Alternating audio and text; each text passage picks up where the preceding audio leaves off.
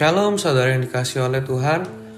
Renungan kita pagi hari ini berjudul Tuhan Gembalaku. Kita akan belajar lewat kesalahan yang dilakukan oleh seorang raja yang bernama Rehabeam, yang dimana pada zaman pemerintahannya lah kerajaan Israel mulai terpecah.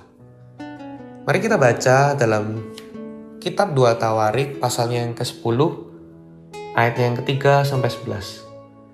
Orang menyuruh memanggil dia, lalu datanglah Yerobeam dengan seluruh orang Israel dan berkata kepada Rehabeam, "Ayahmu telah memberatkan tanggungan kami, maka sekarang ringankanlah pekerjaan yang sukar dibebankan ayahmu dan tanggungan yang berat yang dipikulkannya kepada kami, supaya kami menjadi hambamu."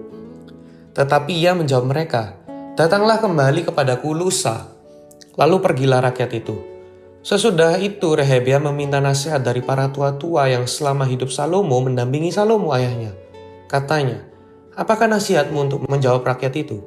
Mereka berkata kepadanya, "Jika engkau mau berlaku ramah terhadap rakyat itu, mau menyenangkan mereka dan mengatakan kata-kata yang baik kepada mereka, maka mereka menjadi hamba-hambamu sepanjang waktu." Tetapi ia mengabaikan nasihat diberikan para tua-tua itu.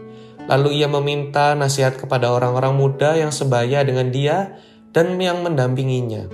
Katanya kepada mereka, "Apakah nasihatmu supaya kita dapat menjawab rakyat yang mengatakan kepadaku, 'Ringankanlah tanggungan yang dipikulkan kepada kami oleh ayahmu'?" Lalu orang-orang muda sebaya dengan dia itu berkata, "Beginilah harus kau katakan kepada rakyat yang telah berkata kepadamu, 'Ayahmu telah memberatkan tanggungan kami.' Tapi engkau ini, berilah keringanan kepada kami. Beginilah harus kau katakan kepada mereka, 'Kelingkingku lebih besar dari pinggang ayahku. Maka sekarang ayahku telah membebankan kepada kamu tanggungan yang berat. Tetapi aku akan menambah tanggungan kamu. Ayahku telah menghajar kamu dengan cambuk, tetapi aku akan menghajar kamu dengan cambuk berduri besi."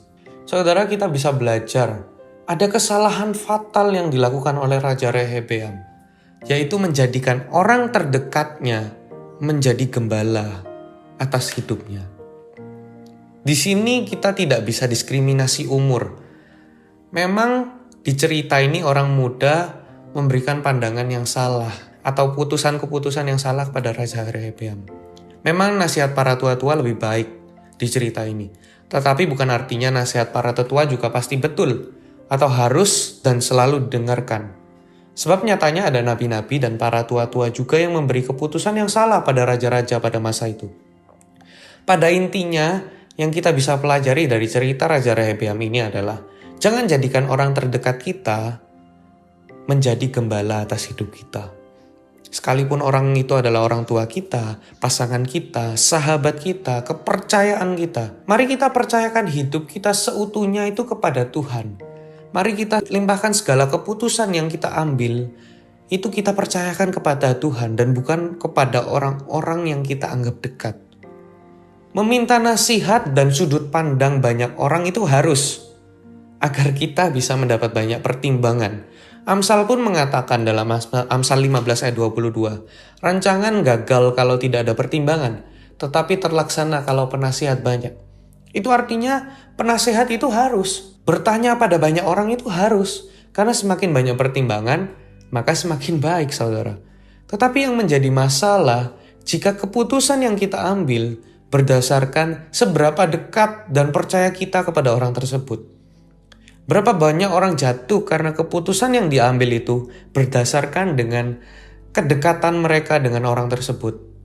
Dekat dengan si A misalnya, karena sudah dekat atau saudara sungkan untuk tidak menjalankan sesuai dengan pertimbangannya. Karena sudah teman sohib atau sudah dekat, sudah diberi saran, kalau kita tidak mengikutinya kita sungkan.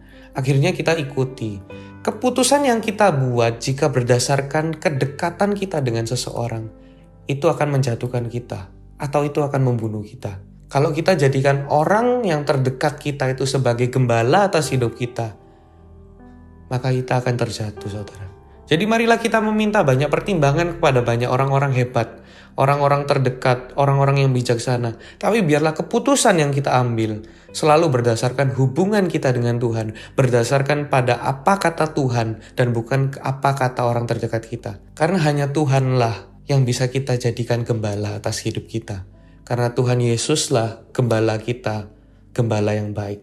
Jangan jadikan orang terdekat kita atau orang hebat itu gembala kita, karena itu sama halnya dengan orang yang buta menuntun orang yang buta. Hanya Yesuslah satu-satunya gembala yang baik, gembala yang akan menuntun kita ke air yang tenang dan rumput yang hijau. Tuhan Yesus memberkati.